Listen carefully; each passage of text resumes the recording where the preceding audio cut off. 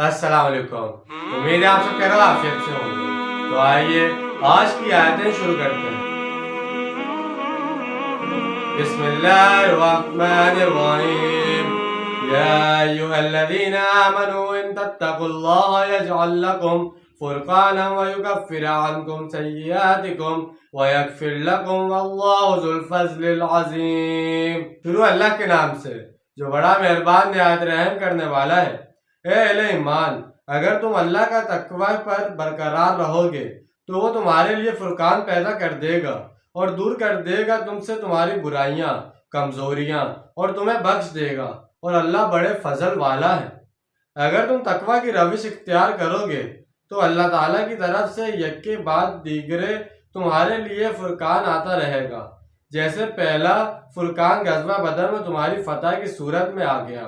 وَإِذْ يَمْكُرُ بِكَ الَّذِينَ كَفَرُوا لِيُثْبِتُوكَ أَوْ يَقْتُلُوكَ أَوْ يُخْرِجُوكَ وَيَمْكُرُونَ وَيَمْكُرُ اللَّهُ وَاللَّهُ خَيْرُ الْمَاكِرِينَ۔ اور یاد کیجئے جب کفار آپ صلی اللہ علیہ وسلم کے خلاف سازشیں کر رہے تھے، وہ بھی چالیں چل رہے تھے، اور اللہ بھی منصوبہ بندی کر رہا تھا۔ اللہ بہترین منصوبہ بندی کرنے والا ہے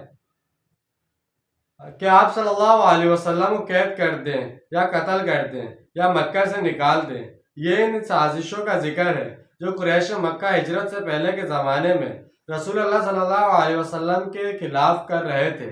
آپ صلی اللہ علیہ وسلم کی مخالفت میں ان کے باقی تمام حربے ناکام ہو گئے تو وہ نعوذ باللہ آپ صلی اللہ علیہ وسلم کے قتل کے در پہ ہو گئے اور اس بارے میں سنجیدگی سے صلاح مشورے کرنے لگے۔ وَإِذَا تُتْلَىٰ عَلَيْهِمْ آيَاتُنَا قَالُوا قَدْ سَمِعْنَا لَوْ نَشَاءُ لَقُلْنَا مِثْلَ هَٰذَا إِنْ هَٰذَا إِلَّا أَسَاطِيرُ الْأَوَّلِينَ۔ اور جب انہیں ہماری آیت پڑھ کے سنائی جاتی ہیں تو وہ کہتے ہیں بہت سن لیا ہم نے یہ کلام، اگر ہم چاہیں تو ایسا کلام ہم بھی کہہ دیں، یہ کچھ نہیں سوائے پچھلے لوگوں کی کہانیوں کے۔ تاریخ اور سیرت کی کتابوں میں یہ قول نضر بن حارث سے منسوب ہے، لیکن ان کی اس طرح کی باتیں صرف کہنے کی حد تک تھی۔ اللہ تعالیٰ کی طرف سے ان لوگوں کو بار بار یہ چیلنج دیا گیا کہ اگر تم لوگ اس قرآن کو اللہ تعالیٰ کی طرف سے نازل شدہ نہیں سمجھتے تو تم بھی اس طرح کا کلام بنا کر لے آؤ اور کسی ثالث سے فیصلہ کروا لو، مگر وہ لوگ اس چیلنج کو قبول کرنے کی کبھی جرأت نہیں کر سکے۔ اسی طرح پچھلی صدی تک عام مشترکین بھی یہ الزام لگاتے رہے کہ محمد رسول اللہ صلی اللہ علیہ وسلم نے تورات اور انجیل سے معلومات لے کر قرآن بنایا ہے، مگر آج کل چونکہ تحقیق کا دور ہے اس لیے ان کے ایسے بیتے کے الزامات خود بخود ہی کم ہو گئے۔ وَإِذْ قَالُوا لَهُمْ إِنْ كَانَ هَٰذَا هُوَ الْحَقُّ مِنْ عِندِكَ فَأَمْطِرْ عَلَيْنَا حِجَارَةً مِّنَ السَّمَاءِ أَوِ ائْتِنَا بِالْعَذَابِ الْأَلِيمِ۔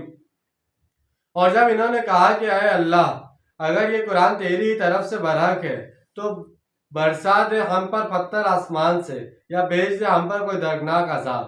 جیسے کہ پہلے بھی ذکر ہو چکا ہے کہ سرداران قریش کے لیے سب سے بڑا مسئلہ یہ پیدا ہو گیا تھا کہ مکہ کے عام لوگوں کو اب محمد رسول اللہ صلی اللہ علیہ وسلم کی دعوت کے اثرات سے کیسے محفوظ کیا جائے۔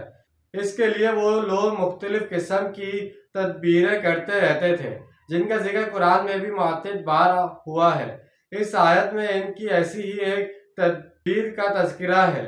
ان کے بڑے بڑے سردار عوام کے احتجاجات میں اعلیٰ اعلان اس طرح کی باتیں کرتے تھے کہ اگر قرآن اللہ ہی کی طرف سے نازل کردہ ہے اور ہم اس کا انکار کر رہے ہیں تو ہم پر اللہ کی طرف سے عذاب کیوں نہیں آتا، بلکہ وہ اللہ کو مخاطب کر کے دعائی انداز میں بھی پکارتے تھے کہ اے اللہ، اگر یہ قرآن تیرا ہی کلام ہے تو پھر اس کا انکار کرنے کے سبب ہمارے اوپر آسمان سے پتھر برسا دے یا کسی بھی شکل میں ہم پر اپنا عذاب نازل فرما دے۔